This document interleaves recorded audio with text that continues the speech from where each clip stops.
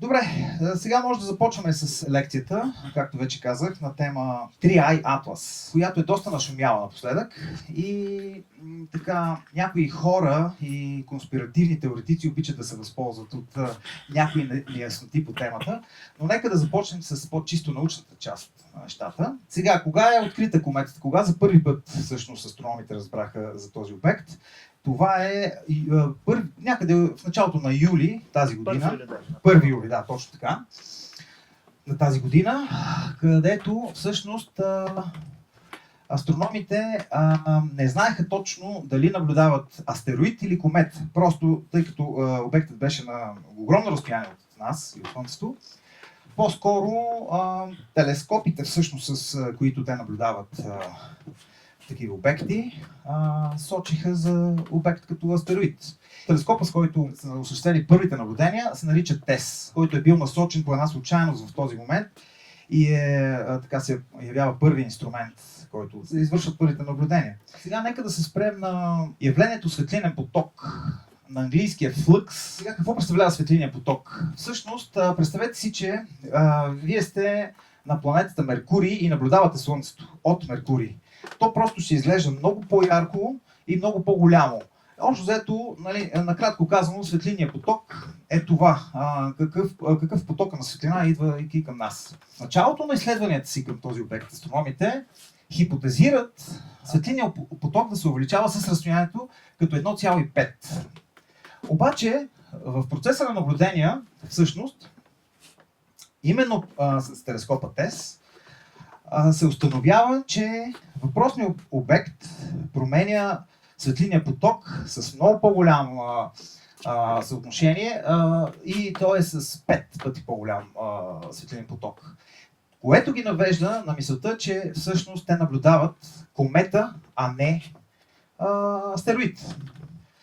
След което вече, когато така материята става популярна в научните среди, въпросният обект започва да се изследва с системата Atlas, както и всъщност е именуван обекта, 3i Atlas. И откъде идва това Atlas? Това е абревиатура и може да видите откъде е съкръщението. Asteroid Terrestrial Impact Last Alert System. И това какво представлява? Всъщност това са телескопи, разположени навсякъде из цялата планета, на Хаваите, Чили, Южна Африка. И тези телескопи всъщност обединяват данните и астрономите ги обработват. Всъщност Атлас е телескопа в Хаваите, е един от телескопите, които всъщност дават данните за това, че този обект се движи с много интересна и много висока скорост. И така след това получава името 3i Atlas на въпросната система от телескопи. Сега, нека да поговорим малко за явлението поляризация на светлината. Значи, когато Слънцето излъчва фотоните си към даден обект, светлината от слънчевата радиация се отразява в различни посоки. Сега, един вид поляризация е тази така наречена позитивна или положителна поляризация, където светлинният поток се отразява навън от Слънцето, в посока обратна на посоката на Слънцето. Другият вид поляризация е всъщност отрицателната поляризация, която можете да видите, потока на светлина се връща обратно, оттам откъдето е дошъл. И това е много важно, защото нашия обект, наречен 3i Atlas, е точно с обратна поляризация, което е почти нечувано явление в астрономията и в изследването на кометите, защото повечето комети, които сме изследвали, показват положителна поляризация, докато Atlas не само показва отрицателна поляризация, ами притежава най-екстремната отрицателна поляризация въобще някога откривана. И сега, това идва да ни покаже нещо, че не всички неща, които приемаме в нашата Слънчева система, трябва да ги приемаме за даденост. Това означава, че нещо, което е нормално в нашата Слънчева система, вероятно е ненормално в друга Слънчева система. И обратно, когато нещо не е нормално тук, значи там е нормално. Противно на конспиративните твърдения, които така са основа за всевъзможни спекулации, да, и жълтини. Така, сега, нека да поговорим малко за явлението кома при кометите, което е един интересен процес, астрономите наричат сублимация. Това е ядрото на кометата. Значи, когато една комета се движи в космическото пространство и когато е далече от Слънцето, тя обикновено винаги най-често е във формата на нещо като снежна топка и няма опашка. Опашката се появява, когато се доближи до Слънцето и когато започва да взаимодейства с слънчевия вятър. Но преди да се появи опашката, обаче имаме така нареченото явление кома, което е този дифузен облак от газ и прах, който се образува, когато вече кометата се доближи до Слънцето и има по-високи температури. Когато въпросният обект Триая Атлас се е намирал на 5 астрономически единици. Сега нека да кажем какво е астрономическа единица, за тези, които не знаят.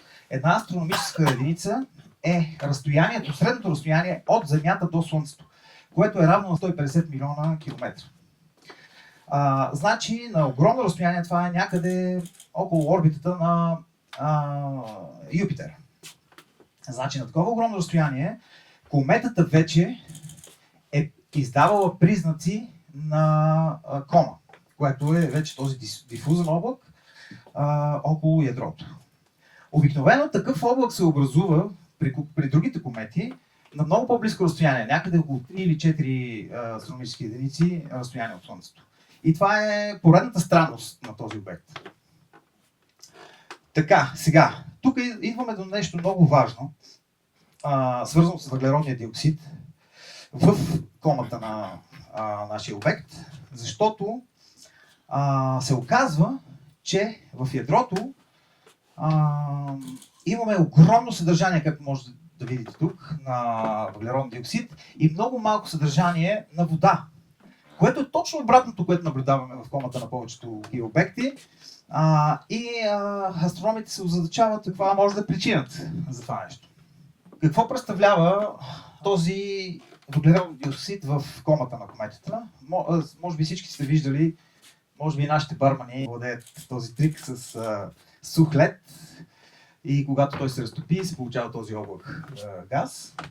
Работата е такава, че въглеродният диоксид се топи при много по-ниски температури от водата. И това е обяснението всъщност, когато кометата е била на толкова голямо разстояние от Слънцето, да се образува този странен дифузен облак, който обикновено се образува на много по-близко разстояние, когато кометата се приближи до Слънцето. И всъщност се оказва, че най-вероятно, поради данните, които имаме, най-вероятно това се дължи на факта, че въглеродният диоксид вече се е бил разтопил и така се получава кома. Сега, самият въглероден диоксид има нещо общо също с факта, така новинарския факт, че опашката е обърната обратно на кометата. Защото обикновено опашката на кометата се формира в посока обратна на Слънцето, естествено, защото слънчевия вятър идва от Слънцето към обекта и опашката винаги сочи в обратна посока. Обаче, в началото, пак някъде през месец май, юни, когато след формирането на комата, астрономите забелязват, че опашката е обърната към Слънцето, не в обратна посока. И след изследване, всъщност, астрономите се спират на обяснението, че вероятна причина може да е пак въглеродния диоксид, който се състои в самата кома и в този облак. И всъщност по този начин слънчевият вятър може да не е бил достатъчно силен, за да може да обърне посоката на опашката и тя просто да стои обърната към Слънцето към топлата страна просто. И след това обаче, няколко месеца, може би 2 месеца по-късно, астрономите забелязват, че опашката се връща в нормалната позиция, обратно на Слънцето.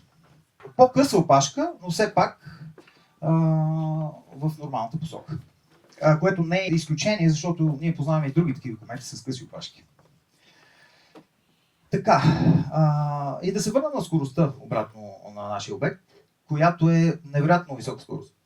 Значи тук можете да видите на екрана Земята с каква скорост се движи в пространството. 30 км в секунда. Меркурий 48 км в секунда. И 3I Атлас, вижте каква е скоростта. Значи 58 км в секунда. Огромна. Значи това е 2 пъти по-бърза скорост от повечето познати ни обекти, което е също поредната странност на кометата. Сега, това е траекторията на 3I, която е хиперболична траектория, което е всъщност едно от доказателствата за това, че тя е от друга слънчева система.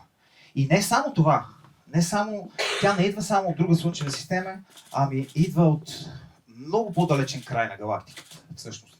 Не от някоя просто съседна слънчева система, но на това ще се спрем след малко. За името вече казахме, но 3I откъде идва? Всъщност това е третият обект от такъв тип, който е открит. Значи имаме два подобни обекта преди него открити, които идват от други слънчеви системи, които са екзообекти, които не се намират вътре в нашата слънчева система. Така, всъщност името е Third Interstellar Object. Оттам идва 3, което е трети обект, и I е от Interstellar. Така, сега нека да се спрем на първия обект, който е открит през 2017 година. Това е всъщност първият екзо обект от подобен тип, открит от астрономите, който се казва Оумуамуа. Да, какво? Първо далечен пратеник. Така да, ето. Хавайски. Да, хавайски далечен пратеник. Нали, тогава всъщност астрономите са били озадачени от формата на този обект, защото обикновено кометите са с кълбовидна форма най-често. И това е било първото озадачаване. Така че виждате, че в момента 3I Атлас не представлява нещо много по-различно от други обекти подобни, които сме откривали в близкото минало. Но това не пречи на конспиративните теоретици на които ще се спре малко по-късно в интерес на истината, така да развиват фантазията на воля. Ето го втори обект, който е открит след Оумуамуа. Значи това е втори обект, който е интересен, всъщност той е по-стандартен от първия. Значи, както виждате, и формата е малко по-близка до кометно ядро, с малко по-стандартни характеристики. Интересното е, че защо се казва 2I Борисов? Защото е втори обект, интерстелар обект, нали? И Борисов, това е Геннадий Борисов, любител астроном от Крим. Открива този обект. Така че ти можеш да си следващия астроном, който да открие четвъртия пореден обект. И така, значи, има някои съществени разлики между трите такива екзообекти, които сме открили до сега, които са събратята на нашата 3I Атлас. И нека да ги разгледаме едно по едно. Значи размерите на първо място. Ето виждате какви са размерите. Значи, ето го първият открит, който е с 400 метра диаметър. След това Борисов е с 1 км диаметър и виждате каква е огромната разлика с 3I Атлас. 5,6 км диаметър. Огромно нещо. Втората разлика между тези три обекта е скоростта. Нали, както вече казахме, 3I Атлас се движи с 58 км в секунда, което е два пъти по-висока скорост от простите два обекта. Тя се качи до 68 и вече пада. Защото се отдалечава. Отдалечава от Слънцето. Да.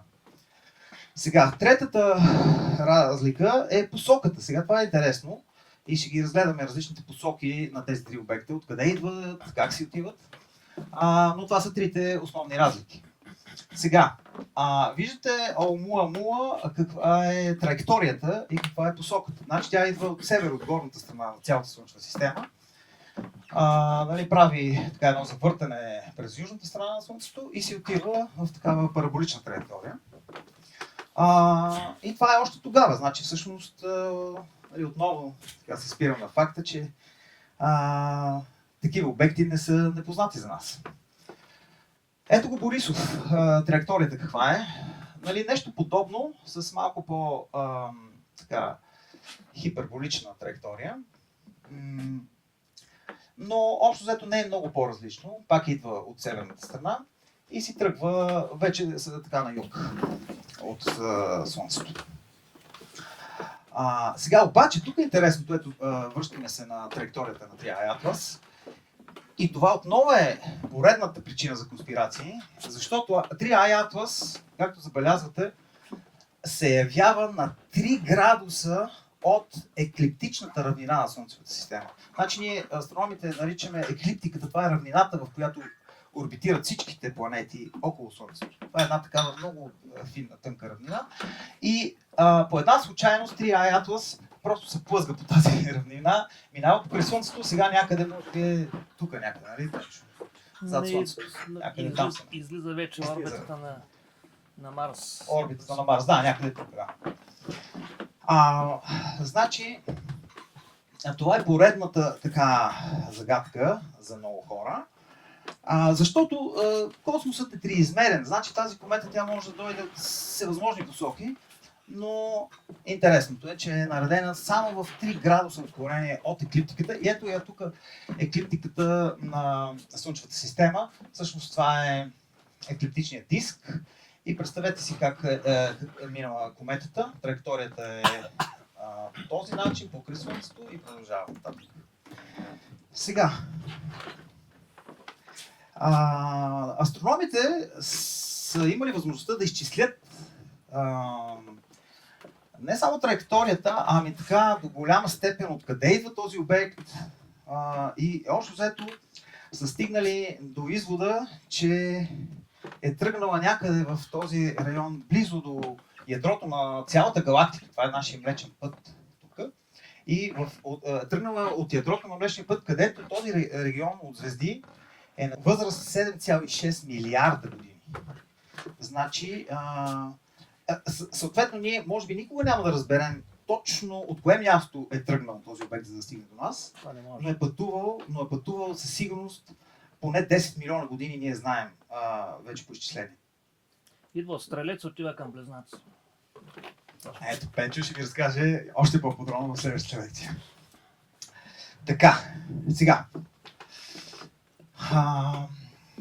Значи за 10 милиона години, което е изчислено от астрономите, вече знаем, че този обект е минал през някъде около 93 звезди по пътя си. Замислете се, за 10 милиона години. Значи, интересното е друго. Най-близката звезда, до която е преминавал, Triae Atlas, всъщност ние не знаем коя е тя, но знаем разстоянието до нея, което е 63 000 астрономически единици. Това е огромно разстояние. И това е най-близкото разстояние, до което се е доближил този обект през огромния си път от 10 милиона години. Огромен период. Сега, обаче интересното е, че когато се доближава до нас, в нашата Слънчева система, разстоянието е от порядъка на 1,4 астрономически единици. Обърнете внимание каква огромна разлика. И отново имаме повод за конспиративни теории, така хора с богато въображение. Така. Сега. Идва времето да обърнем внимание специално на този човек, който има огромна заслуга. За това ние да си задаваме въпроси, този обект какъв е, извънземен кораб ли е. Основната конспиративна теория е разработена от този всъщност много добър изявен професор по физика. Ави Лоуп. Той е роден в Израел, теоретичен физик, с невероятна репутация в научните среди, с невероятни постижения в най-различни области, специализира се в физика на плазмата, завършил е, както виждате, страхотно най-престижните университети в света, работил е в Принстън, станал е професор в Харвард през 1993 година. Въобще, нали, човек може да мечтае за такава научна кариера. На пръв поглед страхотно. Сега, обаче, Ави Лоуп, вероятно,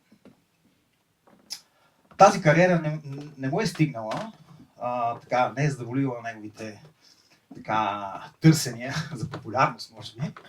И той си позволява да навлиза в някои области на познанието, в които той не е специалист обаче.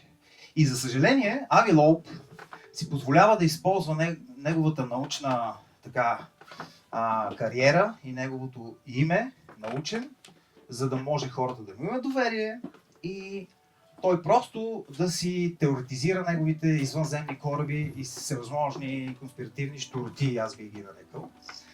Това е един пореден пример за това как учените, за съжаление, също са хора и биват примамени към по-бляскавата страна на нещата, продажби на техните книги най-вероятно.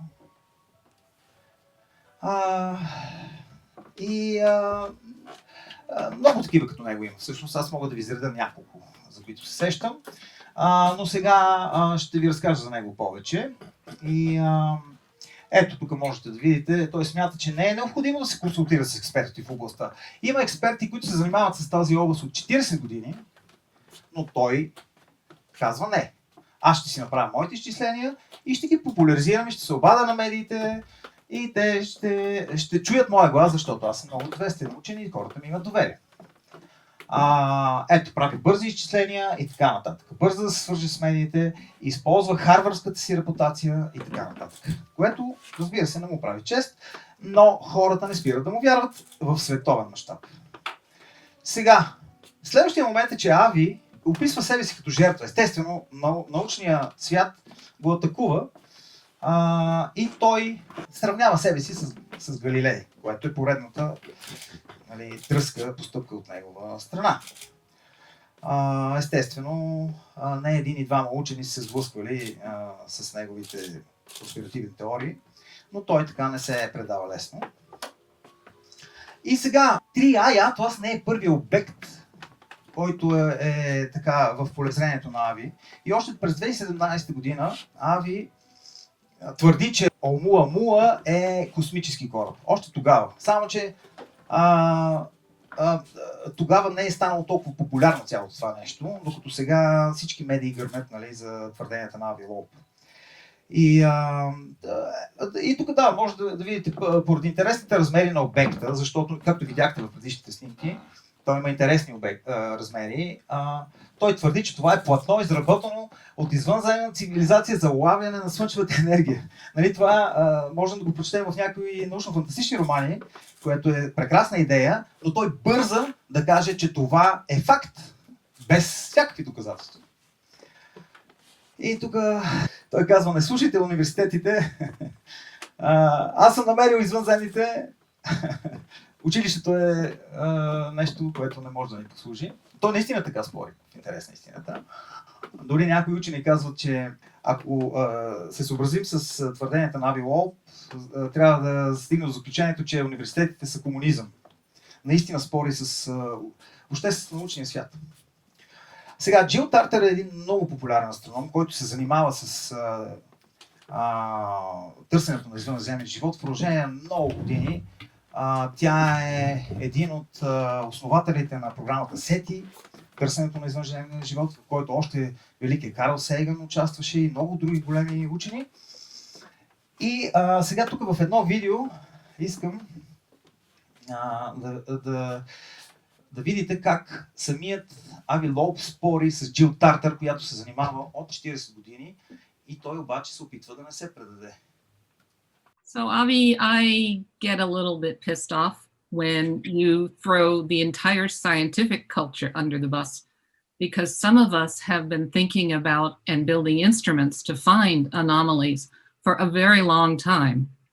And I think that when we say that if we ever are going to announce such a detection, that we require extraordinary evidence, we're doing that as a way of differentiating ourselves from the pseudoscience that is so much a part of popular culture with UFOs and all kinds of claims of things that people have detected.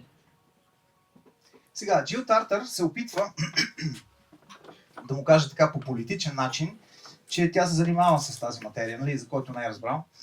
че занимава с тази материя толкова време и че се опитват, нали, астрономите и учените да странат от тази популярна конспиративна култура, която се шири, за която той всъщност има голям пръст. И така, това видео е всъщност от канала на професор Дейв в YouTube, препоръчвам ви го, страхотен. Професор Дейв Explains, така се казва канал, професор Дейв Explains. И професор Дейв коментира тук, че всъщност Джил Тартер е била доста така политична и сдържана към него.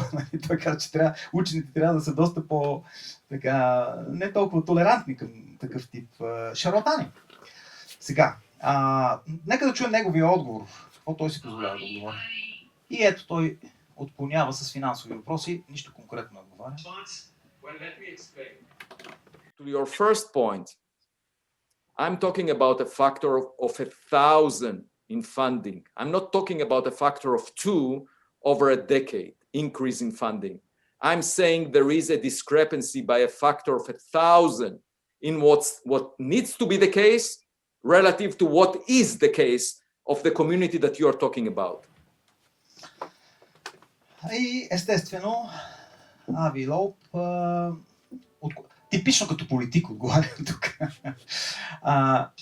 Сега, тук обаче, в следващото видео, ето, той сега започва да повишава тон и тя му напомня, че се занимава от 40 години.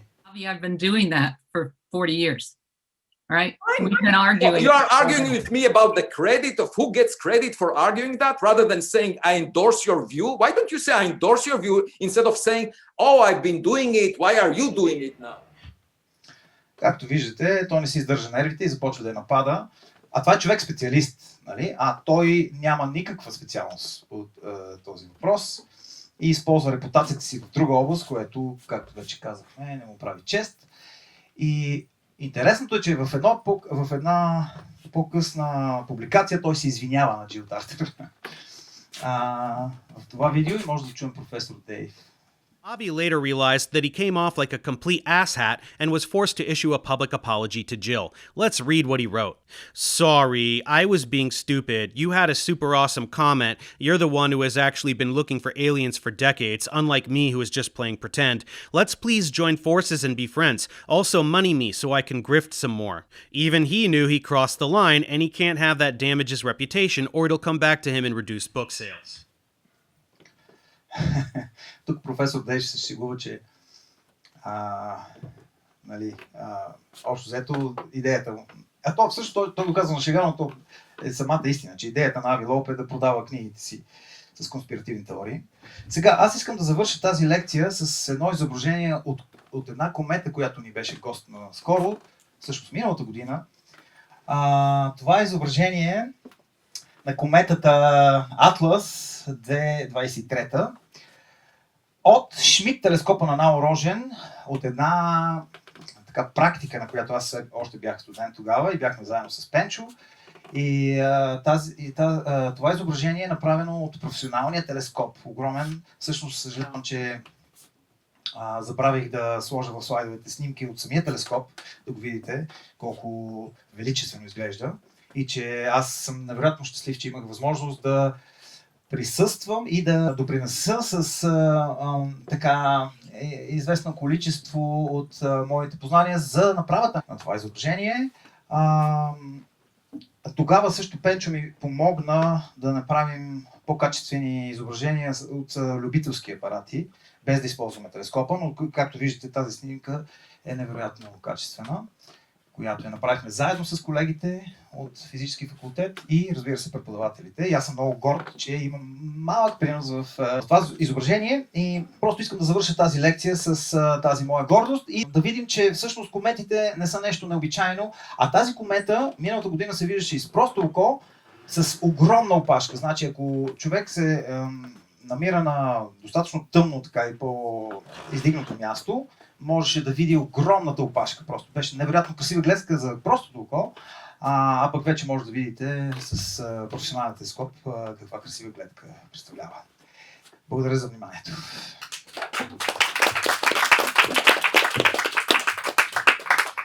Сега, да, въпроси, моля, да. Аз имам въпрос. изключително некомпетентен съм. И бих искал да разкажете каква е разликата между комета и астероид. Много хубав въпрос. Благодаря ти, Боби. Благодаря на Боби, той е редовен посетител, дългогодишен диригент на Софийска опера и балет, мой приятел, и му благодаря за страхотните въпроси и се интересува активно от тази материя. Това е много добър въпрос. Значи, астероидите обикновено се намират в така наречения астероиден пояс вътре в нашата Слънчева система. Значи, ако погледнем планетите поред, значи, първо е Слънцето, след това имаме Меркурий, Венера, след това сме ние, Земята, след това имаме Марс и след това следващата планета е Юпитер, нали, най-голямата планета от Слънчевата система.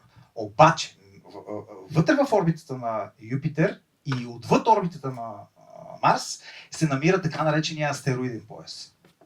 И сега, има огромна разлика между комета и астероид, защото първо, че астероидите са съставени предимно от скали, силикати и такива неща, докато една комета, нали, състава е много по-различен. Тя е съставена предимно от вода, водни пари, газ, прах и такива неща. Няма твърда материя.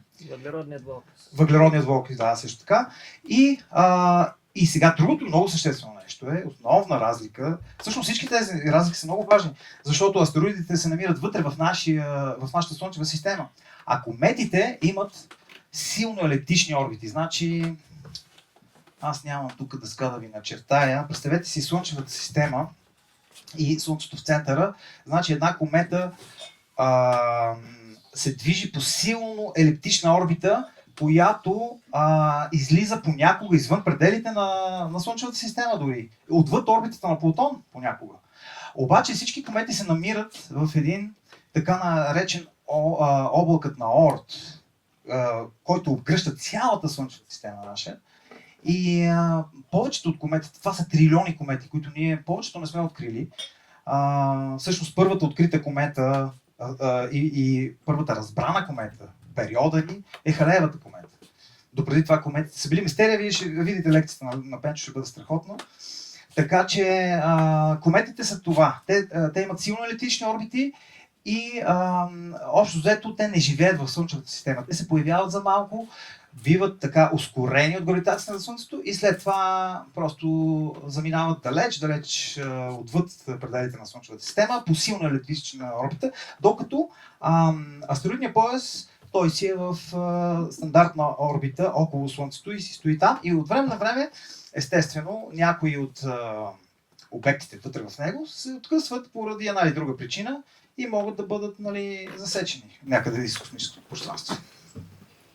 Така че филма Армагедон е астероид. Астероид там е скала. Значи астероида общо взето е скала и не проявява кометна активност.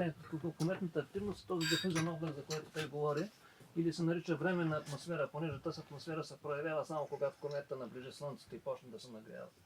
Тоест газовете се изпарят, правят тая временна атмосфера, прави опашка, след като се отдалечи от Слънцето, изчезват тия неща, остава само ядрото голо. Това се нарича кометна активност, която отличава астероида от кометата. При астероида няма такива газове, няма такива опашки, защото той си е гола скала. Да. Няма какво да пусне.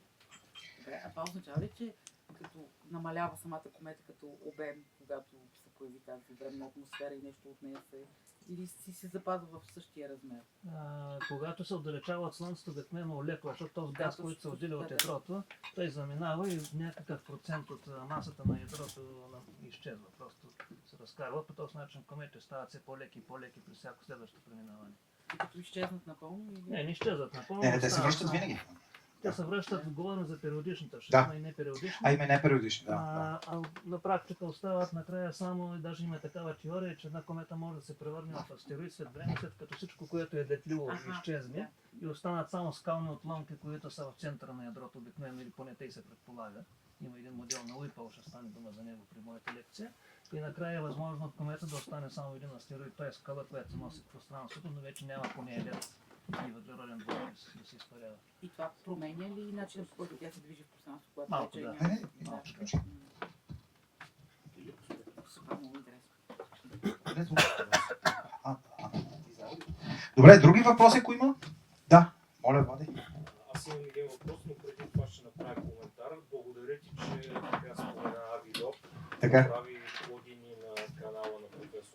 Да. Се гледа, особено ако човек има интерес да види как се разобличават. Точно. Шарлатани. Точно, да. За Ави Лох съм много доволен, че спомена за Галилей, защото преди време гледах негово участие в Рацио, беше по време на пандемията онлайн. И там много си личеше, че страда от това, което аз лично наричам синдром на Галилей Вегенер. Характерен за псевдоучените. Да. Моят въпрос е, сега очевидно е, че такива обекти непрестанно са посещавали нашата Слънчева система. Ние започваме да ги засичаме последните 10 години. Причината за това каква е? Дали защото повече очи гледат нагоре? Да. Или просто технологиите вече са по-напреднали и позволяват засичането на по-дребни обекти и тяхното проследяване? Или комбинация от това? Той едното и другото са вързани. Ами да, със сигурност е благодарение на технологиите, защото допреди това не сме имали такива усъвършенствани технологии. Другото е, че тази система, за която вече говорихме, Atlas системата, значи тя е разработена с тази единствена цел да наблюдава такива обекти. Аз всъщност забравих да спомена в лекцията, че нейната цел на системата Atlas е да наблюдава движещи се обекти в космическото пространство. Тъй, че такава система не сме имали в миналото и това е една от причините. Всъщност да можем вече да ги детектираме. Вероятно, допреди това просто са минавали такива обекти, но не сме им обръщали внимание. Защото, например, звездната величина на 3i Atlas в момента е 12 или 13? 11 величина. Това е много слаб обект и човек трябва да знае точно къде е в небето, за да може да го локализира и вече да почне да го изследва. Ти веднъж като си го локализирал, вече е лесно да почнеш да го изследваш. Но за мен отговорът на въпрос е модерните технологии и специализираните технологии. Защото ние в миналото не сме имали такива специализирани технологии с тази единствена цел, да наблюдават подвижни обекти от такъв тип. Да. Къде се намира телескопът Джеймс Уеб? Това е много интересен въпрос. Ами Джеймс Уеб... Той... Ами да, точката на Лагранж. Значи той има много интересна траектория, Джеймс Уеб. Не е като телескопа Хабъл, който така ни служи вярно в продължение на колко? 30 години някъде? Да. 25-30 години, но той беше така в близка околоземна орбита и беше невероятно технологично постижение, докато Джеймс Уеб всъщност той има много интересна траектория, която тя дори не е елиптична, ами тя е нещо като соларна траектория. Всъщност Джеймс Уеб по-скоро е нещо като сателит на Слънцето, като изкуствена планета, а не сателит, както е Хабъл телескоп. Така че, може би Пенчо може да каже повече детайли за точното местонахождение. Това се намира в една точка, където един път е подложен на привличане от Земята, втори път от центробежната сила заради обикалянето по Слънцето. Двете сили се уравновесяват и това се нарича те са няколко точки на Лагранж, но това е едната от тях.